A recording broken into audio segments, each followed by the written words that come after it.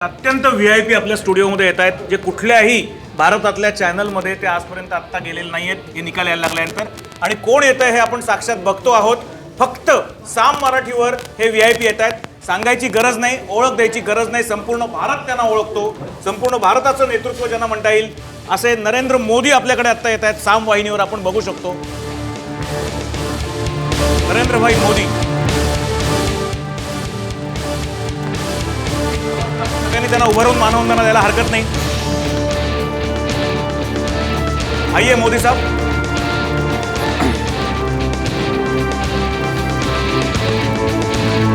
साम वाहिनी और सकाळ समूह की तरफ से मैं आपका स्वागत करता हूं. आइए. आपण बघू शकतो साक्षात मोदीजी आपल्याकडे आलेले आहेत. महाराष्ट्रातल्या निवडणुका कशा चालल्या आहेत आणि काय नेमका कल होतोय याचा राजकीय अर्थ लगेच ताबडतोब काढायचं काही कारण नाही आहे. याचं कारण अजून सगळे कल आपल्याकडे आलेले नाही आहेत.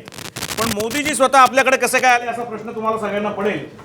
अर्थातच चाणाक्ष सगळ्या आपल्या दर्शकांच्या लक्षात आलेलं असेल की हे प्रति मोदी आहेत, स्वतः मोदी नाही आहेत.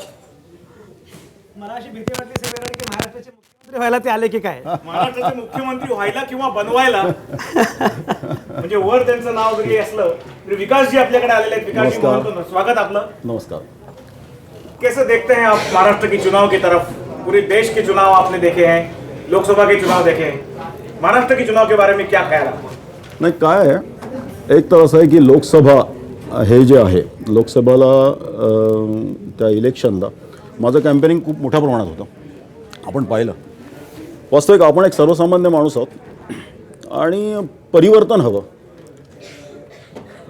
तेथे प्रधानमंत्री म्हणून आपल्याला नरेंद्र मोदीजी हवेत असं करोडो भारतीयांना वाटतं. त्याप्रमाणे मलाही वाटायचं आणि म्हणून मी आपल्या चेहऱ्याचा जो फायदा आहे या उमेदवारांसाठी केला, खास करून महायुतीच्या, आणि तो खूप चांगल्या पद्धतीने झाला. आणि खऱ्या अर्थाने तिथे आपल्याला जे प्रधानमंत्री पाहिजे होते ते झाले. आता प्रश्न असा आहे की विधानसभा इलेक्शन येथेही परिवर्तन हवं आहे. आपण देऊया ना चान्स त्या. नाही मग असं आहे की सर्वसामान्य माणूस काय करू शकेल? सर्वसामान्य माणूस फक्त एक मतदान करू शकतो. पण विकासजी एक सांगा, तुमचा अनुभव काय राहिला? तुम्ही जनतेमध्ये मिसळलात, जनतेबरोबर तुम्ही इंटरॅक्शन केलीत, बऱ्याच वेळा जनतेला धक्का बसला असेल. पण ज्या जनतेला माहिती नाहीये प्रोसेस किंवा काही नाही, ज्यांना खरंच माहित नाही, त्यांना असं वाटलं की खरंच मोदीजी भेटायला आले? नाही, हे अनेक ठिकाणी झाल्या या गोष्टी. ज्या वेळेला मी रॅलीमध्ये उभा असायचो त्या वेळेला लोकांना, काही लोक कन्फ्यूज असायचे पण काही लोक ठाम असायचे की नाही हे नरेंद्र मोदी आहेत. आणि अक्षरशः गाडीमधनं उतरून ट्रॅफिक जाम होतं याचा विचार करत नाहीत आणि बाहेर येऊन अक्षरशः फोटो काढायचे. कुठे कुठे आपण प्रचार केला? तुम्ही लोकसभेचं म्हणत असाल तर मी अरविंद सावंत, राहुल शेवाळे, पूनम महाजन, चिंतामण वनगा, गोपाळ शेट्टीजी, नंतर गजानन कीर्तिकरजी, एवढंच नव्हे तर अरुण जेटलीजींच्या इथेही मी जाऊन आलो. अमृतसरला तिथेही जाऊन कॅम्पेनिंग करून आलो. मोठ्या प्रमाणात झालं. म्हणजे मला वाटतं एक क्षणी आराम केला नाही लोकसभेला सुद्धा. आणि आपण प्रचार केलेले सगळे लोकसभेतले उमेदवार निवडून आले. हे विशेष. म्हणजे हा विजय हा नरेंद्र मोदींचा विजय म्हणायला पाहिजे. नाही, केव्हाही हा नरेंद्र मोदींचाच विजय आहे. ॲक्च्युली काय होतं की एक सीट, एक उदाहरण द्यायचं झालं तर एक सेनेची सीट होती आणि तेथे आमची एक मीटिंग झाली आणि ती वीक होती ती सीट. आणि मला घेऊन बसले की आपल्या इथे जास्त कॅम्पेनिंग करायला लागेल आणि सीट आपल्या स्ट्रॉंग करायला, कारण माझा करिश्मा सगळ्या ठिकाणी खूप चांगला होता. आणि मी त्यांना शब्द दिला, म्हटलं हरकत नाही.